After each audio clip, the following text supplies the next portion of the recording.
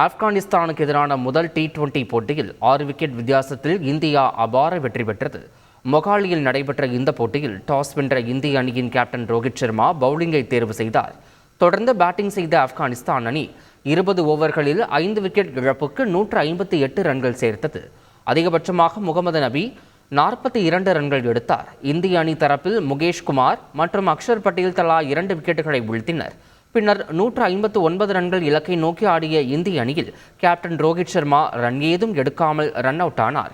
Kill 23 ரன்களும் Tilak Verma 26 ரன்களும் எடுத்தனர். சிவம் துபே ஜிதேஷ் சர்மா ஜோடி சிறப்பாக ஆடியது. ஜிதேஷ் சர்மா 31 ரன்களுக்கு ஆட்டமிழக்க துபே அரைச்சதம் அடித்தார். 17.3 ஓவர்களில் 4 விக்கெட்டுகளை இழந்த நிலையில் இலக்கை எட்டிய இந்தியா 6 விக்கெட் வித்தியாசத்தில் அபார வெற்றி பெற்றது. மேலும் 3 போட்டிகள் கொண்ட T20 தொடரில் இந்தியா 1-0 என்ற கணக்கில் முன்னிலை பெற்றுள்ளது. செய்திகளை உடனுக்குடன் தெரிந்து கொள்ள உடனே சப்ஸ்கிரைப் பண்ணுங்க.